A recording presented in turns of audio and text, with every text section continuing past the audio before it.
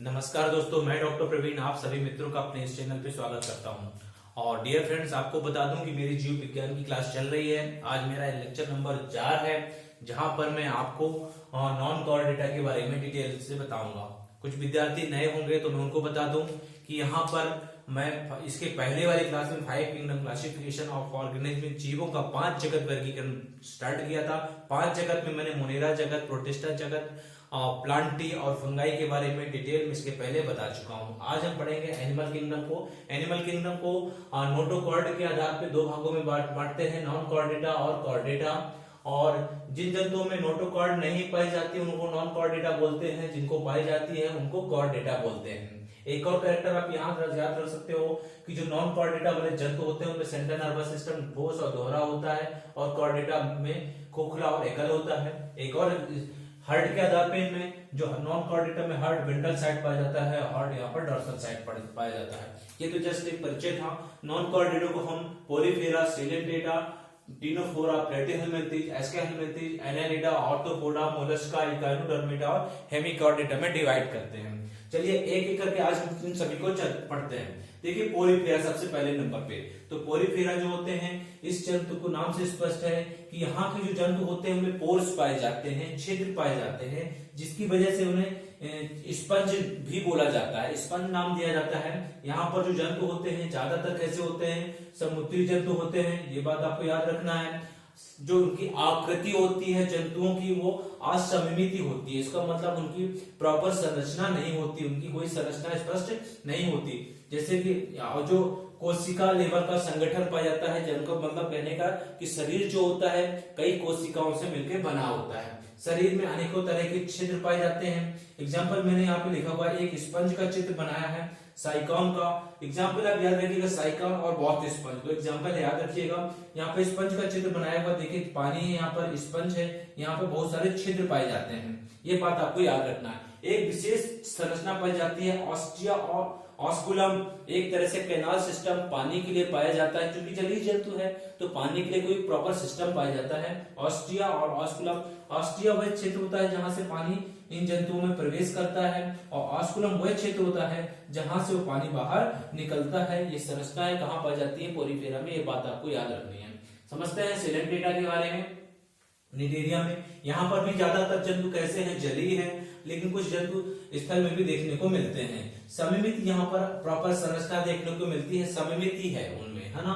इसके अलावा यहाँ पर टेंटिकल्स और निडोब्लास्ट नाम का विशेष संरचनाएं पाई जाती हैं। क्या काम करती हैं इन जंतुओं में, टेंटिकल्स और निडोब्लास्ट उनके लिए एक सपोर्ट प्रोवाइड करते हैं, एक स्थान में रहने के लिए, रक्षा प्रोवाइड करते हैं जीवों से बचाने के लिए या फिर मारने के लिए, साथ में शिकार करने का भी काम करती हैं। तो 2 संरचनाएं आपको याद रखना है, टेंटिकल्स और निडोब्लास्ट, कहां पर, सिलेंटेटा और निडेरिया में।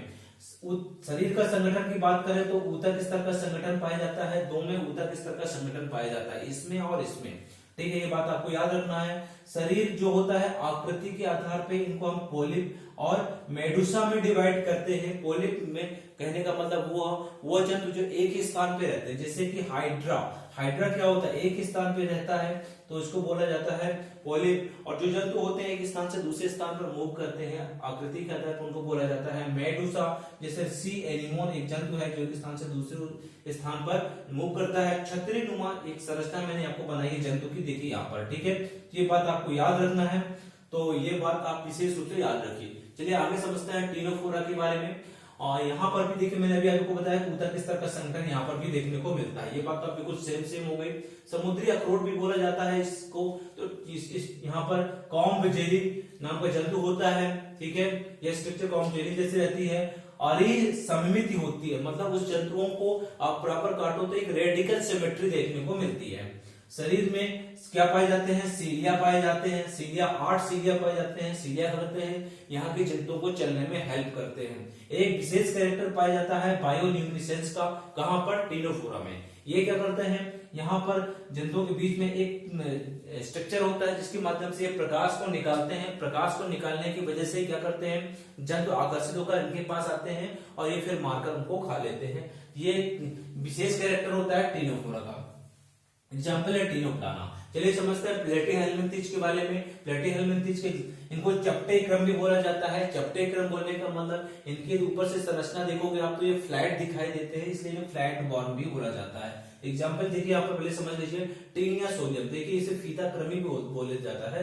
देखिए फीता की तरह संरचना है, इसीलिए इसको क्या बोला जाता है, फ्लैट बॉर्न, फ्लैट क्रमी, ये चपटे क्रमी बोले जाते हैं। शरीर कैसा होता है, त्रिकोरिकी। दो बात याद रखिए, इसके पहले जो जीव जंतु कैसे थे, द्विकोरिकी, इसके बाद के जंतु होंगे त्रिकोरिकी। इसका मतलब ये हुआ त्रिकोरिकी और द्विकोरिकी का मतलब समझ लो। जब डेवलपमेंट हो रहा होता है जंतुओं का, तो जब भ्रूण का विकास होता है, जिनमें एक्टोडर्म और एंडोडर्म से होता है, दो लेयर होती हैं डेवलपमेंट के दौरान, तो उनको बोला जाता है द्विकोरिकी। जिनका डेवलपमेंट भ्रूण का एक्टोडर्म, मेसोडर्म और एंडोडर्म तीनों से मिलकर होता है, उनको बोला जाता है त्रिकोरिकी। तो इसके बाद के सारे जंतु कैसे होंगे, त्रिकोरिकी। द्विपार्श्विक सममित पाई जाती है, यहाँ पर बाइलेटरल सिमेट्री पाई जाती है, मतलब कहने का 20 से काटो तो दो भागों में बढ़ जाएंगे। वास्तविक गुहा यहाँ पर नहीं पाई जाती। इसके बाद फिर वास्तविक गुहा देखने को मिलती है। तो सबसे पहले वास्तविक गुहा कहाँ पर मिलती है, आगे। यहाँ पर वास्तविक गुहा नहीं पाई जाती, स्यूडोसीलोम पाई जाती है, झूठी गुहा जिसको बोल सकते हो आप। अंग स्तर का संगठन पाया जाता है, मतलब थोड़ा थोड़ा अंग बनने लगते हैं अंग। और साथ में यहाँ के जो जंतु होते हैं वो कैसे होते हैं, अंतःपरजीवी होते हैं। और अंतःपरजीवी होने की वजह से ही यहाँ के जो जंतु होते हैं उनमें हुक्स और शकर पाए जाते हैं, चूसक पाए जाते हैं, जिसके माध्यम से ये चूषण का काम करते हैं जीवों में जाकर के।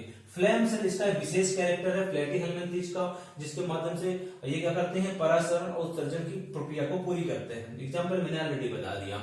एस्के हेल्मिंथिस देखिए, इसके निमेटोडा भी बोलते हैं। देखिए इनको चपटे क्रम बोलते हैं, इनको गोल क्रम भी बोलते हैं। क्यों, राउंड वॉल इसलिए बोलते हैं कि जिन जंतु को अनुप्रस्थ काट है तो ये देखने में कैसे होते हैं, गोल, इसलिए इनको बोला जाता है राउंड वॉल में। इनकी जो नेचर होता है वो परजीवी होते हैं, दूसरे जंतुओं में जाकर के अपना जीवन यापन करते हैं। द्विपार्श्विक सममित पाई जाती है, मैं बता चुका हूँ। त्रिकोरिकी संगठन बता चुका हूँ। अभी बताया कि वास्तविक गुहा यहाँ से स्टार्ट होती है, ठीक है। अंग तंत्र संगठन यहाँ से शुरू होता है। प्रॉपर याद रखिएगा, यहाँ पर केवल एक अंग बन रहे होते हैं, लेकिन यहाँ पर अंग तंत्र बन जाता है, बहुत सारे सिस्टम अब बनना स्टार्ट हो जाते हैं। तो अंग तंत्र का संगठन यहाँ पर पहली बार देखने को मिलता है। आहार नाल पूरी तरह से बन जाती है।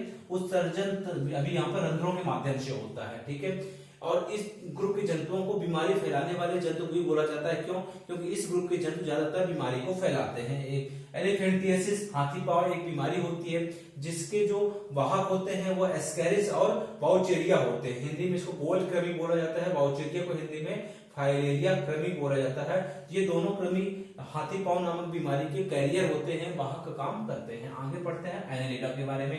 एनेलिडा जो जंतु होते हैं यहाँ पर जलीय होते हैं, स्थलीय भी होते हैं, और दोनों में भी जीवन यापन करते हैं। सिंपल उदाहरण से समझते हैं, केचुआ। केचुआ जल में भी रह लेता है, थल में भी रह लेता है, दोनों जगह रह लेता है। वास्तविक देहवा मैंने अभी बताया आपको पाई जाती है, सारी संरचना भी आपको बता चुका हूँ। डिफरेंस क्या हुआ यहाँ पर जो जंतु होते हैं एनेलिडा के अंतर्गत उनमें सेगमेंटेशन देखने को मिलता है। ये बात आपको याद रखना है। जो मैंने इंपॉर्टेंट पॉइंट बताए ना उनको आप याद रखिएगा विशेष रूप से। तो सेगमेंटेशन कहाँ देखने को मिलता है, कहाँ पर, एनेलिडा की जंतुओं में। केचुआ इंग्लिश में बोलते हैं इसको फेरेटिमा, रक्त चूसक को इंग्लिश में बोलते हैं हिरुडिनेरिया। ये जो होते हैं, और एक चीज और आपको बता दूं कि केचुआ और जो हिरुडिनेरिया है, इसकी जो माता और नर है, नर और मादा है, ये दोनों लगभग सेम होते हैं। एक जंतु है नेरिस, इनके नर और मादा अलग अलग होते हैं। ये इंपॉर्टेंट पॉइंट आप याद रखिएगा। ऑर्थोपोडा में आते हैं। आपको बता दूं जितना नॉन कॉर्डेटा है ना, इसका 2/3 जंतु केवल ऑर्थोपोडा में आता है। कहने का मतलब सबसे बड़ा संघ कौन सा है, ऑर्थोपोडा। 2/3 जंतु यहाँ आते हैं। परिसंचरण तंत्र यहाँ पर खुला होता है। दो तरह का परिसंचरण तंत्र होता है, open circulatory system, close circulatory system. यहाँ पर कैसा होता है, खुला परिसंचरण तंत्र होता है। जो रक्त होता है उसको हीमोलिम्फ बोला जाता है। क्यों, क्योंकि यहाँ पर इनके रक्त में हीमोग्लोबिन नहीं पाया जाता, लिम्फ जैसी संरचना पर देखने को मिलती है, इसलिए हीमोलिम्फ बोला जाता है। आवरण जो होता है, कंकाल जो होता है, वो किसका बना होता है, काइटिन का बना होता है। शरीर जो 3 भागों में डिवाइड होता है, सिर, वक्ष और उदर में डिवाइड होता है।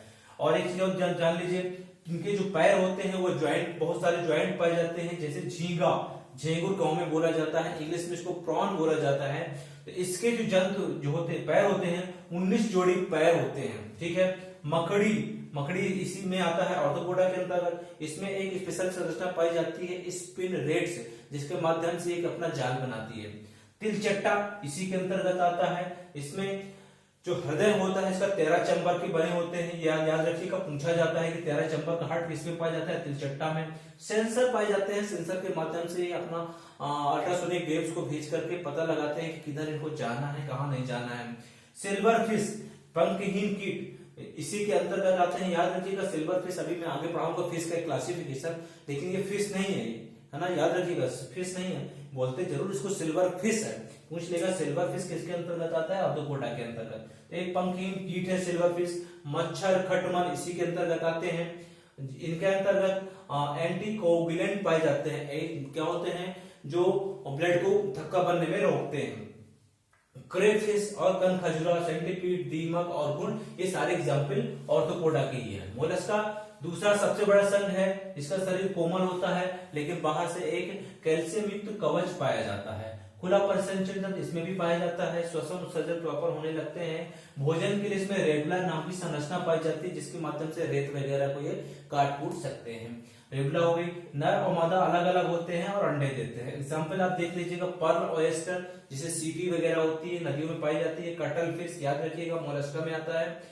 सिल्वर फिश इसमें और कटल फिश इसमें। घोंघा और ऑक्टोपस, ये जो कोई इंग्लिश मूवी देखते हैं उनको ऑक्टोपस वगैरह के बारे में बहुत अच्छे से आइडिया होगा, मोलस्का के अंतर्गत आता है।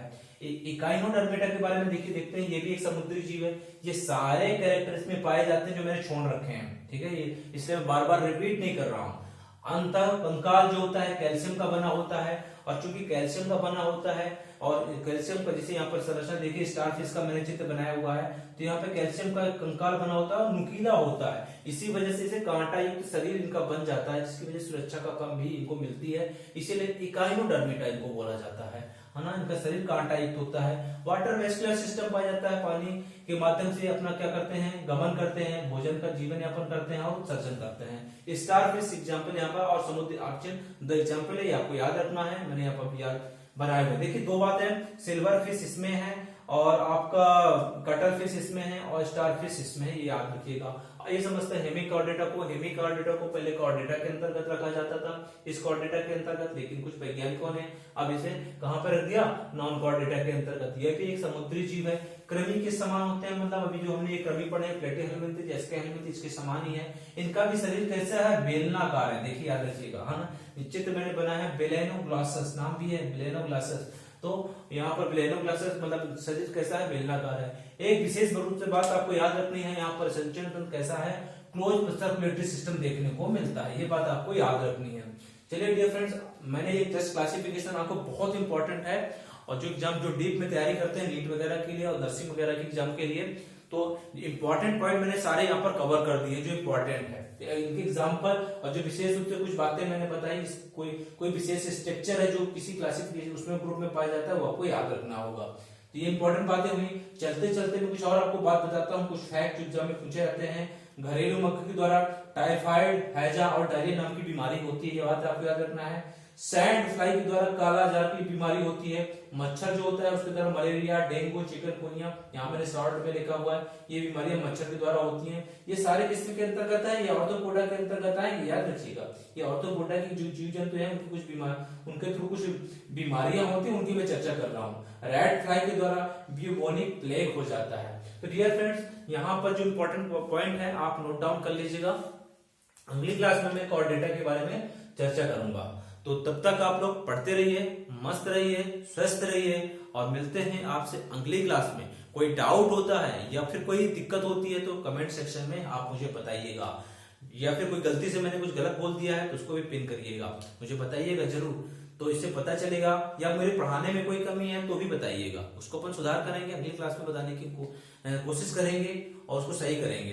एक ये बात, और तब तक आप लोग पढ़ते रहिए, मस्त रहिए, स्वस्थ रहिए।